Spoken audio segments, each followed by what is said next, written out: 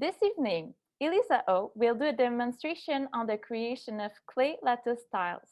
After presenting her journey and previous work, she will explain the various steps involved in making a clay tile and introduce you to different techniques such as casting. The demonstration will end with a question period during which you can discover more about her practice. Thus, I invite you to think about your question during the talk and to write them in the chat below. Originally from Vancouver, BC, ceramic artist Eliza Au investigates how past and present architectural ornaments participate in the notion of sacred space. At the intersection of digital technology, craft, and architecture, her artistic approach is similar to that of the mathematical equation.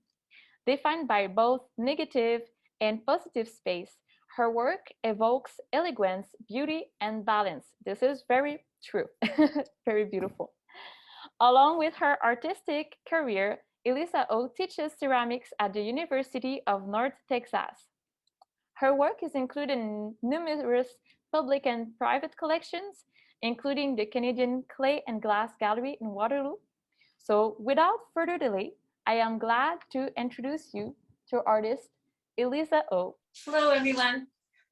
So as Maureen and Helen said, my name is Eliza Au, and I'm a ceramic artist. I just want to start by saying a huge thank you to the team at La Guilde, and also working with Marie Helen has been really great. So yeah, I think we can start the presentation now. Here we go. Great. Yeah, so my presentation is called 2D to 3D Creating Clay Lattice Tiles.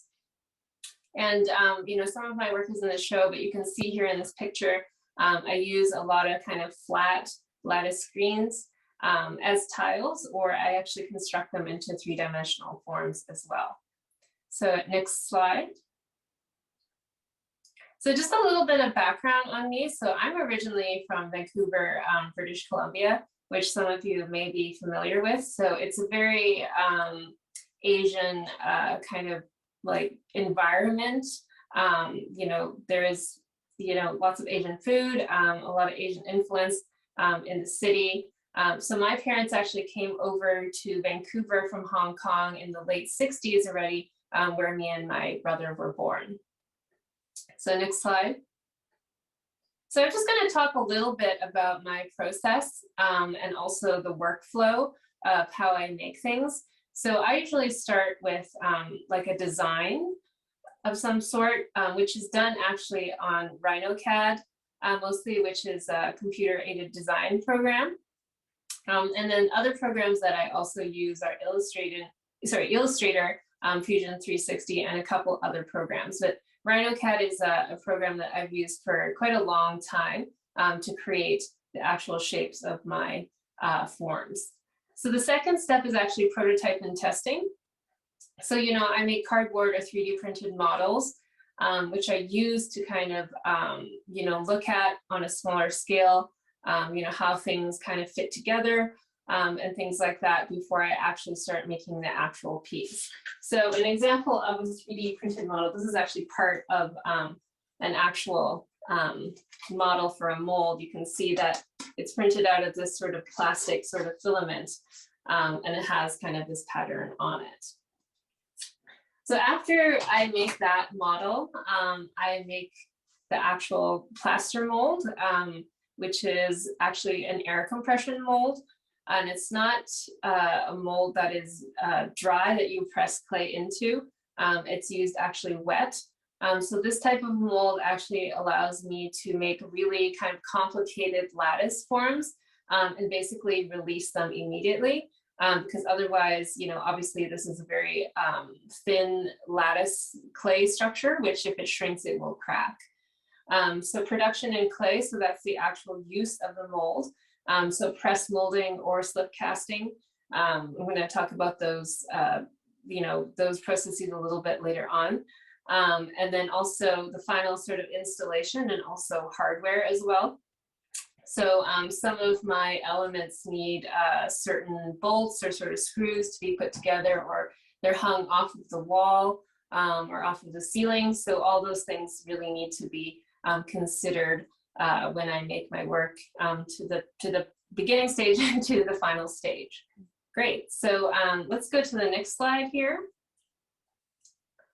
So making the model / prototype. So a model is actually the original form of which a mold is taken off of. So I've done many different types of models out of different materials. I've used cardboard shapes, which are cut by hand, or a machine called the laser engraving, just to test in terms of the fit of things. 3D printing small scale models. Again, if making something big, I can, see it on a small scale. 3D printing pattern plates in resin or FDM, which is basically a plastic kind of filament. That was the model that I was just showing you.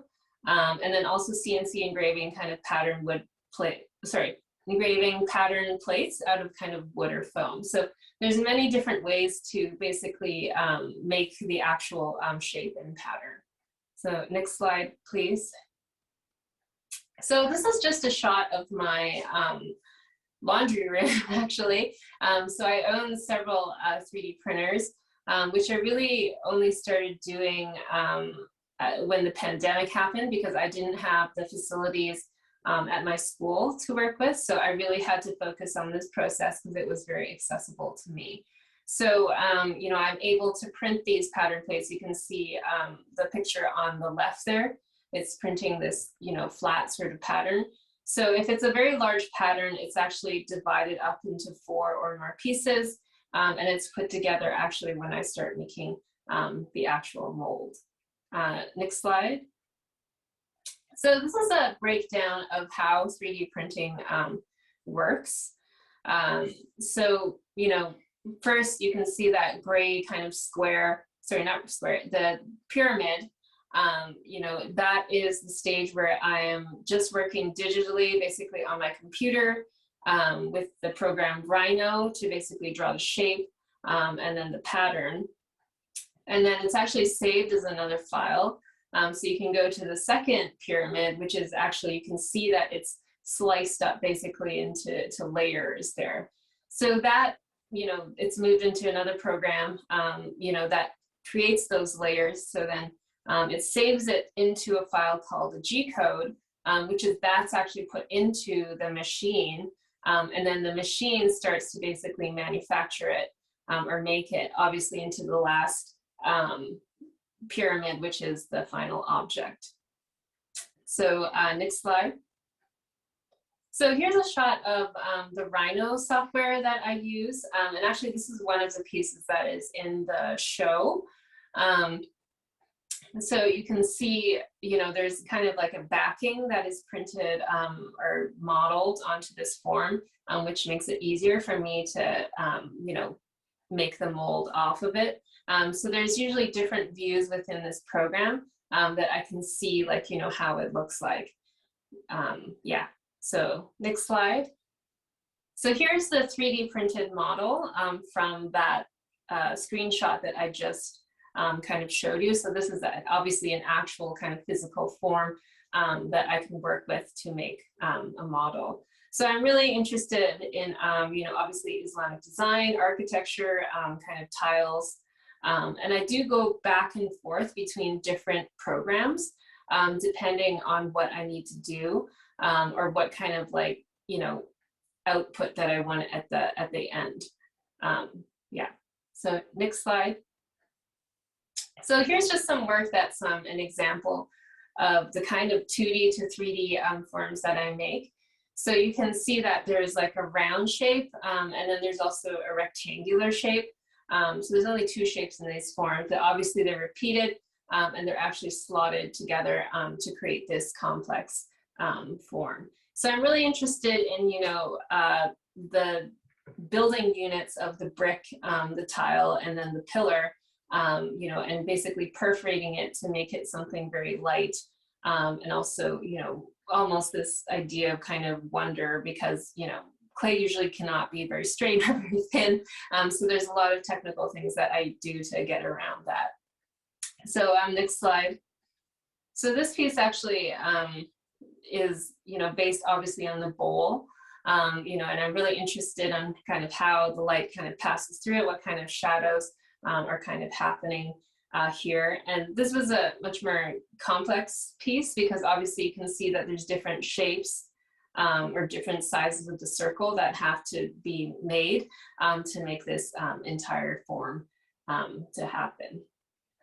So now I'm going to just go into kind of explaining how I basically design on the computer forms like these. So you can go to the next slide. So you can see here actually in Rhino, you know, I've drawn the overall form, which is, you know, a circle, you know, so generally if you look at the lattice form as a whole, it's a fairly simple shape. You know, it can be a ball. Usually it's like a square of some sort, or it's like a cylinder. So, you know, it's balanced out. So the whole shape is kind of simple, but obviously you have a lot of complex things that are happening.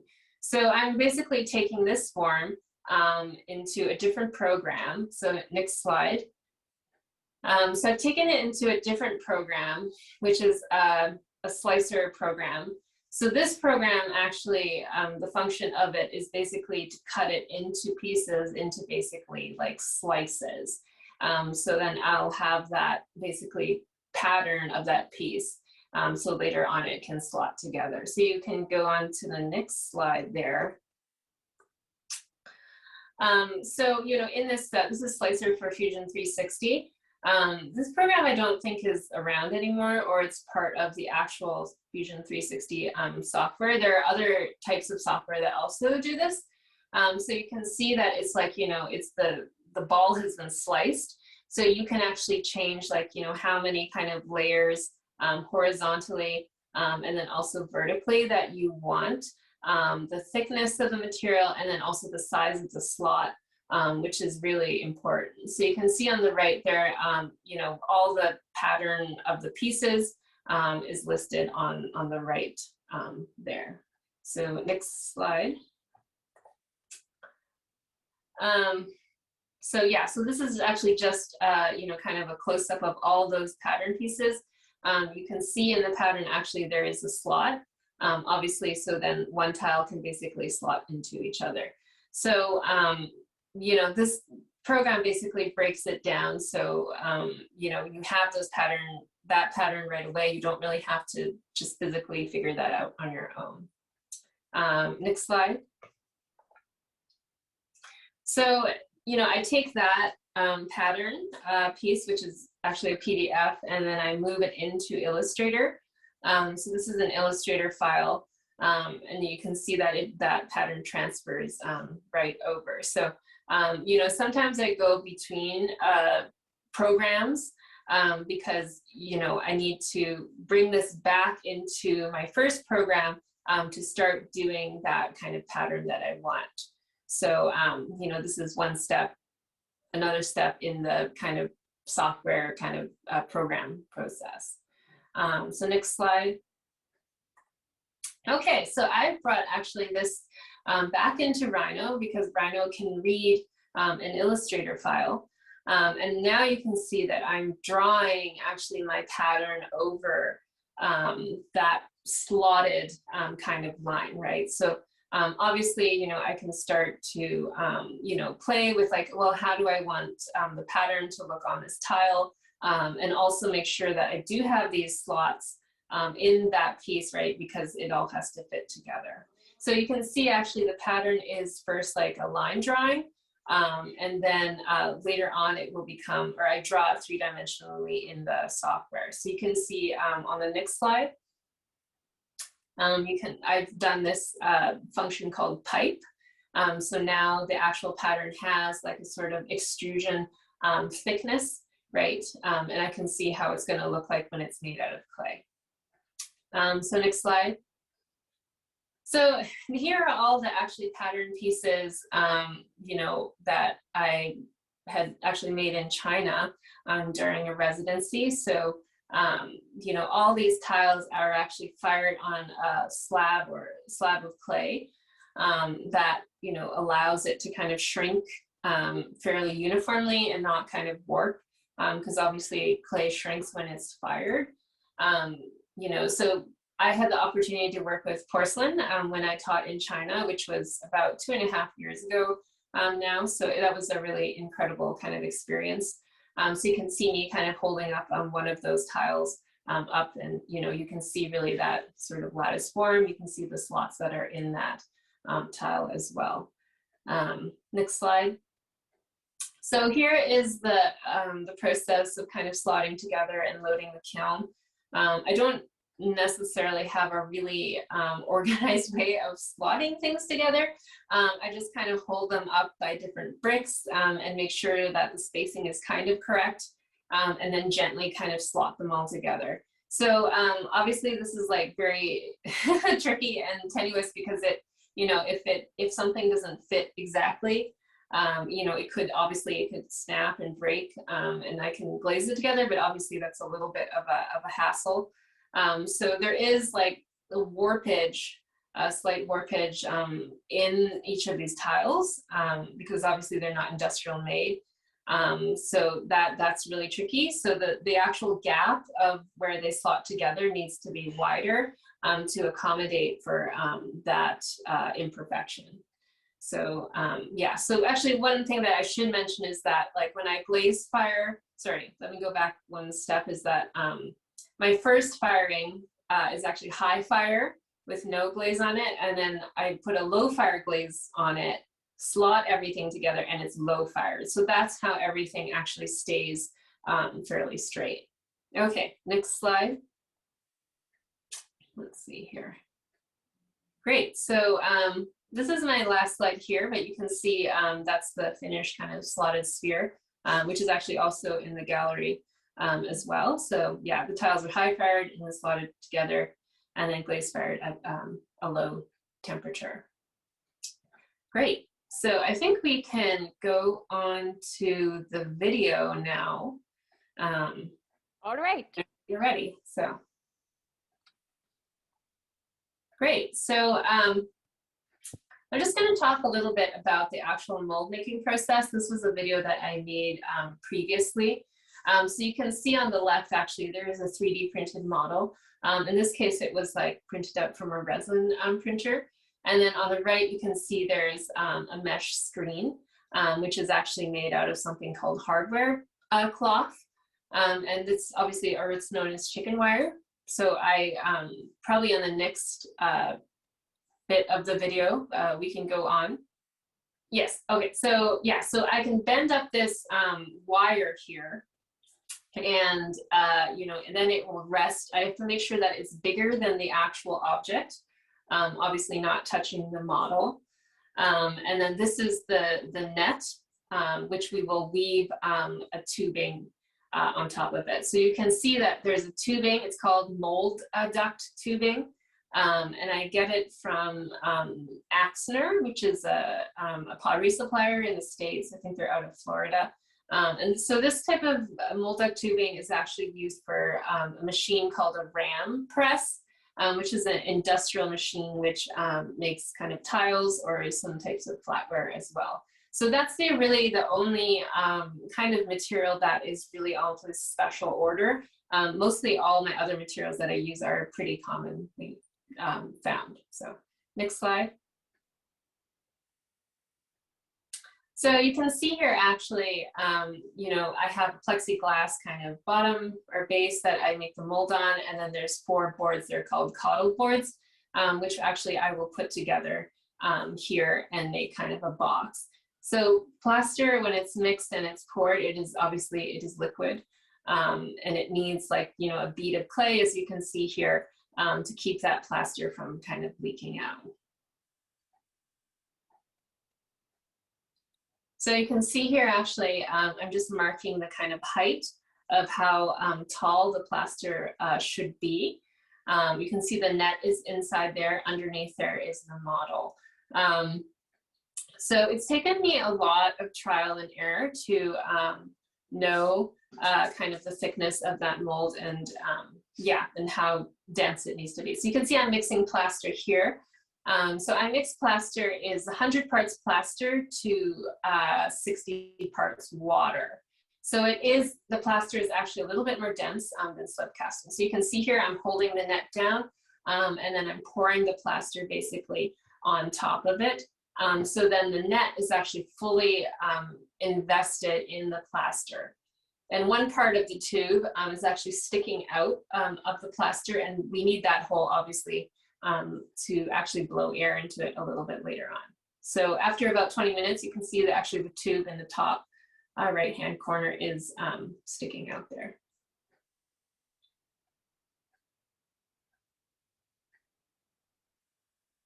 So after 20 minutes, you can turn the mold over. You can see that the model is still inside of the mold. So, you know, that can actually, the top of that mold can get kind of cleaned off, and just making sure that the edges are not, there's no overhang on that edge, and then just gently kind of taking that model out.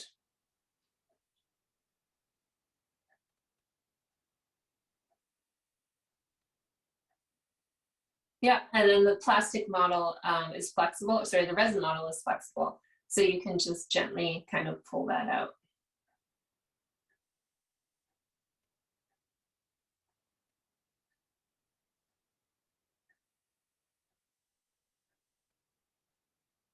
Great, and then now we have a mold. And then we're gonna clean up the seams so nothing's kind of hanging up in that area. And so you can see there is the mold, and then there's the original model on the right. So this mold can be used basically right away. You do not actually dry it. In order to use it, it needs to be wet to do that. Great.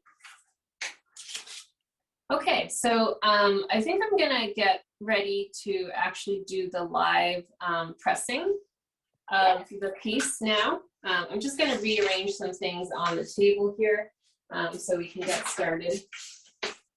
So actually, I'm gonna just hold this up and just mention this for a second. But this is something I'm kind of working on for a larger sort of installation.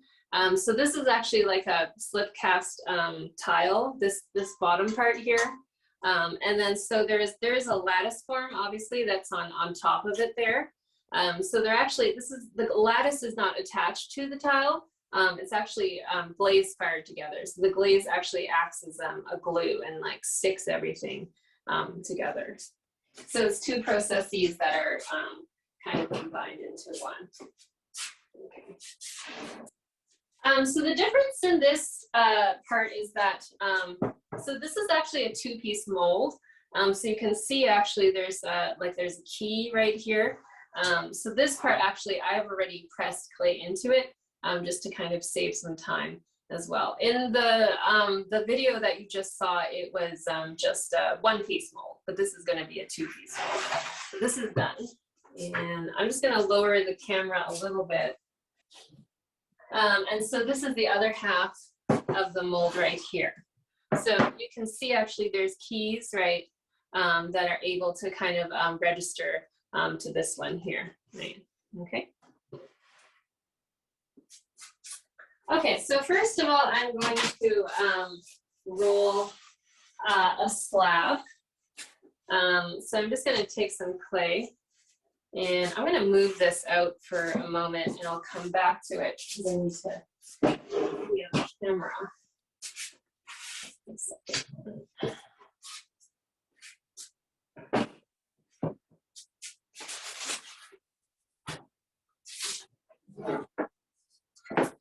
So I'm gonna roll a slab here. And I like to actually use really fresh clay, or quite soft, because I'm going to be scraping with it, so I don't want it to be too hard on my hands. So it's quite soft. And you just want to wedge, obviously, on a canvas board. Otherwise, it is going to stick to something that is not absorbent. Actually, don't need that much clay. Let's take that. Let's leave this much maybe. Do that. You can use something called a slab roller or I'm just going to use a rolling pin for this here.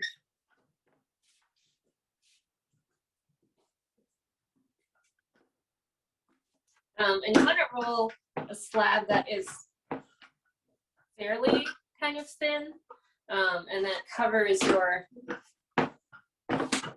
pattern as much as possible. You don't have to worry too much about kind of air bubbles, because those mostly will get pressed out. So I also like to kind of throw the slab, to kind of thin it out to be a little bit thinner. Oops, oh, this is a bit thin. Okay. Lost a little bit there. That's okay. Okay, so that's pretty good. And I do actually like to smooth it out just a little bit here. Just with kind of a wet rib, to make it a little bit more smoother on the surface. So the pattern is actually really quite delicate. So like even if there's some imperfections or where the clay kind of folds over in some places, you won't be able to actually like see it after it's glazed. So that will take most of the imperfections out. So I'm going to put this slab actually onto this mold back here that I just shown you. I'm just going to move this a little bit. It's quite wet. Yeah, it's here. And I'm going to put this over top. I'm just going to move some of this stuff a little bit. Great. And then I'm going to actually pound it in.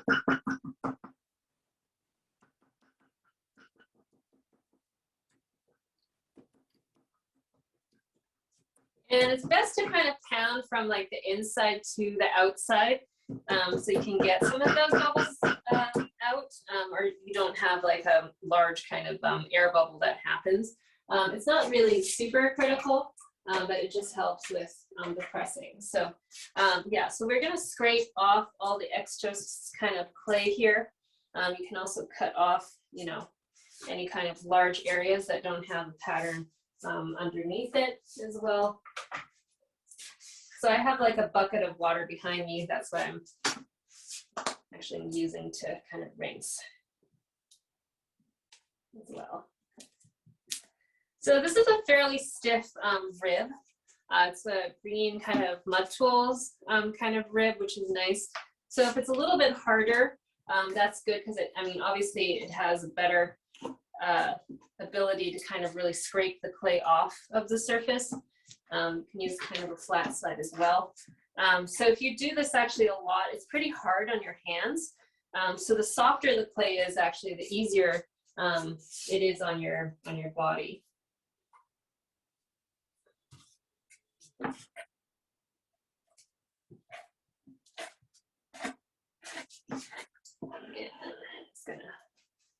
Yeah, and I use kind of two ribs, one to obviously get the clay off of the other one as well.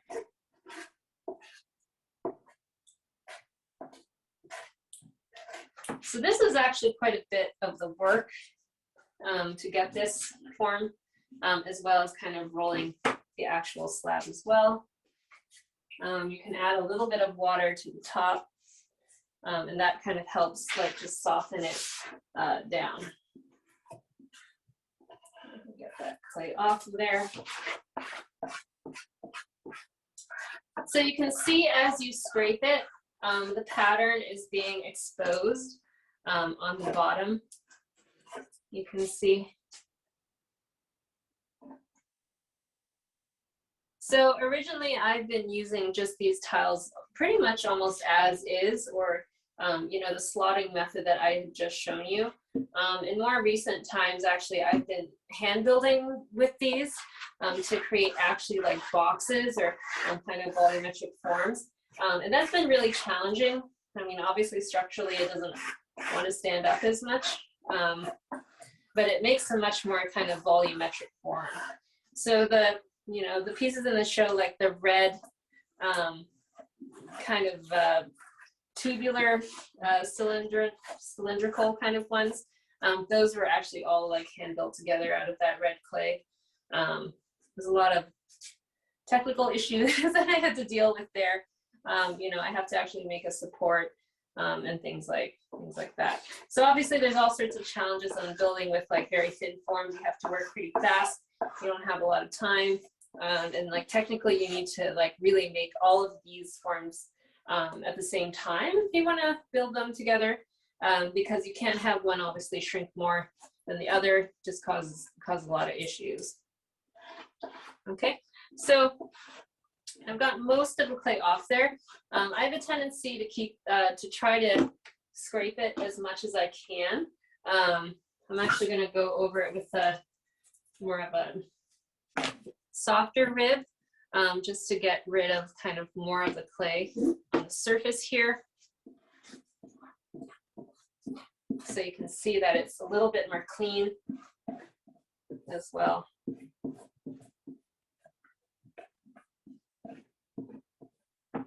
So the thing with this, it's a pretty simple process, but what's really important is that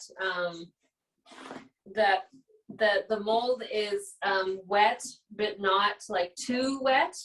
And then the pressure, you'll see in a moment, that we put through the mold, it needs to be not too much or not too little. So, you know, I've spent a lot of time and kind of trial and error to try to figure out those things. This mold is about 4 centimeters thick. The net is almost pretty much in the middle of that. And then the amount of air pressure that I put through it is about 30 pounds of air pressure. So, you know, and those things have to really stay consistent. In terms of the wetness of the mold, I just feel it with my hand. It should feel like damp, but not like, you know, overly wet. So the mold can be overly wet if you basically touch, like if I do this pressing, and then the clay is just basically peeling off of the mold, that means your mold is too wet, and you're going to have to blow some of that air out of there. Okay, so I have this mold. We're almost ready to sit it on top of the other one and blow air on it. I'm just putting a bit of water on here, and I'm going to bring the other mold over, or other piece of the mold over, and sit it on top. So I'm just going to here.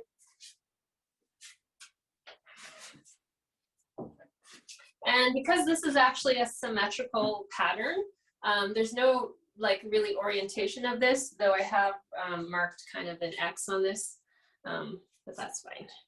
I'll take this, and I'm gonna put it on top here. And because the keys have been actually printed into the model, it should fit actually pretty well. So this is extremely important because this is like a 2-piece mold.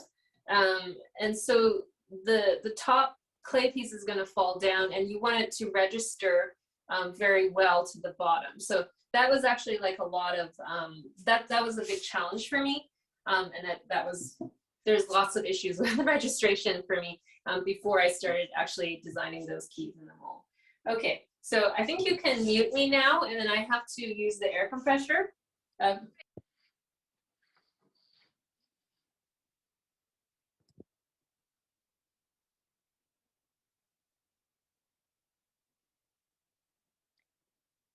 So I have to just see if it is released.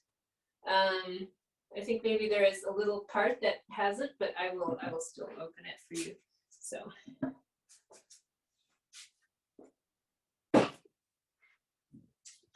So it's pretty good. There was actually one spot here that has still on the other side of the mold.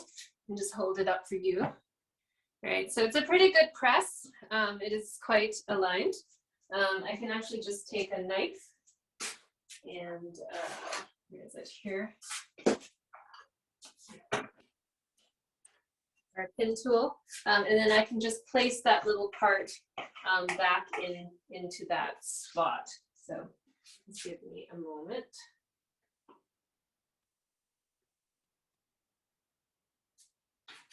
So it is still very wet. I think it is this way.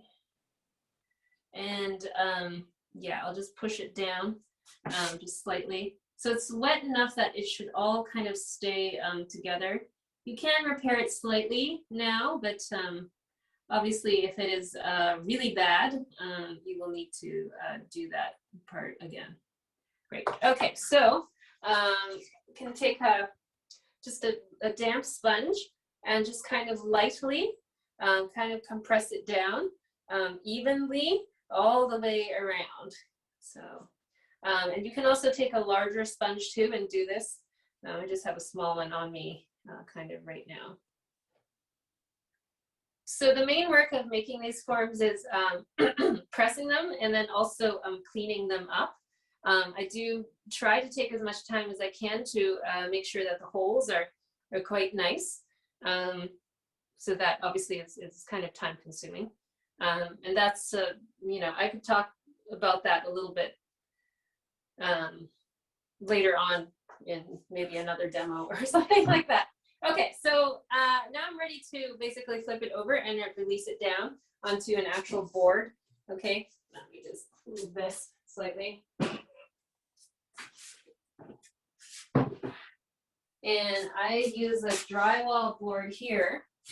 You can see, okay, that I've cut to fit into my shelf. So this drywall is like a little bit, it has some absorbency. That's important. Yeah, so obviously you don't want to drop it on something that is plastic or it doesn't have some sort of absorbency. So this is a little bit large. So you want to get like a fabric, and then this is a little bit stretchy. So that's really important, especially if the lattice forms are quite delicate. So when they shrink in, you don't want them to crack. So like if I just dropped it on the board, it will stick, it will dry, and then it will crack. So yeah, and generally, you know, I like to actually moisten. I think we will be okay, but I actually like to spray this with a little bit of water, usually on the top. The last one I didn't, but that's fine. Yeah, so you want to make sure that it kind of sticks. Okay, so we're pretty good. Actually, I'm going to put just a little bit of water on here, just in case it kind of, the fabric kind of pops up when I'm releasing. It probably won't do that, but it's fine. Okay, so then you take this, and you can see that the keys have been designed in the mold. There is a little, so it doesn't sit flat onto the board. There's a little bit of a gap, right? That is important. Okay. Yeah. So actually, even when I dropped the first piece on top of this one here, there is a gap. So every time you drop the clay down, it must have a little bit of a gap. Okay. So you can mute me again. So yeah. So I blew air into it again. You can see the bubbles rise. The second actually drop is easier because this was actually absorbed water from the top mold piece, right? Because the top mold piece was like squirting out a lot of water as well. So generally this goes a little bit easier. I can see that it's fully dropped now. So I can see kind of under here a little bit. So if I see that it's still stuck, I can actually blow it again as well. But we're pretty good. Okay.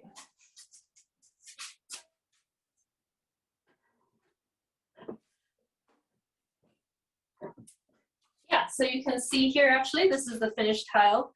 The fabric has moved a little bit, but it is it's still okay, I think, yeah. So you can see here, this is the finished piece as well, okay? Nice so I'm gonna let, sorry. So I'm gonna let this actually dry. Usually it will be kind of like overnight, but you know, this is, you know, it depends on the weather as well. You don't want it to dry obviously too fast to do that. So actually I have one that is ready to be flipped over, and maybe I could do that quickly to show you.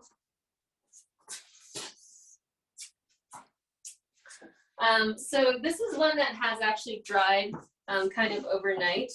And generally you can just put a piece of plastic or another kind of fabric over it. So this is quite like leather hard, a bit dry, okay? So, you know, you can kind of pull the fabric and then it will release from the fabric a bit, right? And it's also releasing from the board, right? I can actually pull it around. That's good because, you know, if it actually sticks to the board a bit, it will crack. So let me get another kind of board here and I will flip it over. So for this particular piece, really, you know, I'm going to keep it a bit wet. I do want it to be more dry. And then I'm going to load it into the kiln and actually bisque it to become part of that tile that you were just looking at, right? So, okay, so I'm going to flip it here. It has released. And then you take this and then you peel the fabric off. And then, you know, it's going to be a little more dry and then I will put it into the kiln as well. Okay. So yeah, that concludes the demo. I don't know if there is any kind of questions from anyone. I can take questions. For sure.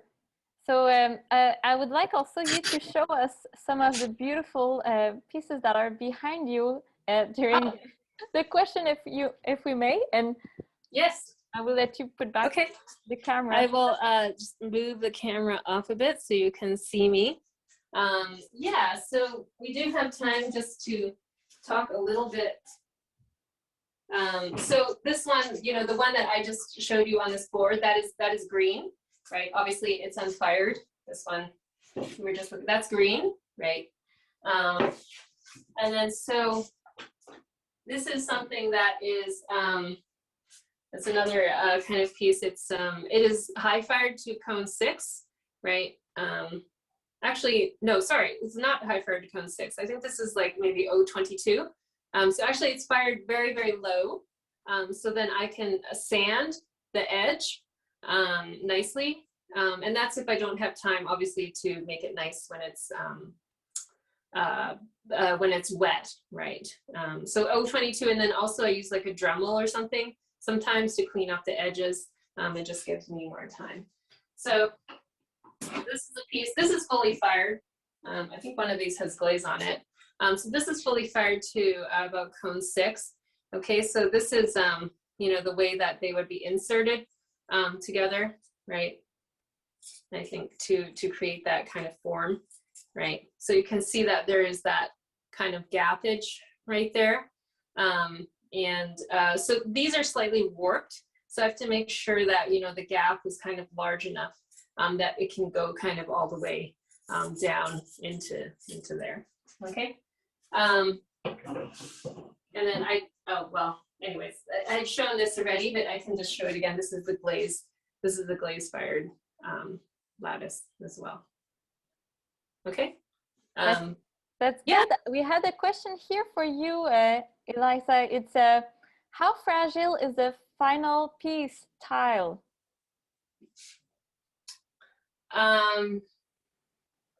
The final one is pretty fragile. So if there's something that is like sticking out, like when it's slotting and there's a fin, basically, it is very fragile because it can flex, it can break. But you can see actually behind you, actually, the ones that are totally like enclosed, that's a lot stronger because it's like a box, right? So it has an edge. And so those are actually okay in terms of strength-wise, like nobody, you know, necessarily is going to smack it if it's more like an enclosed sort of form. I will not try it. I'm not interested though. Yeah. But yes, you have to be careful with them. But I mean, there's some work in the show that I've seen that is even more fragile than mine. So I'm not quite sure how they would back it, but you know, mine is not the most fragile. So yes. No, but definitely you have to be careful. And I have another question here. Any tips for transferring to the kiln shelf? Okay.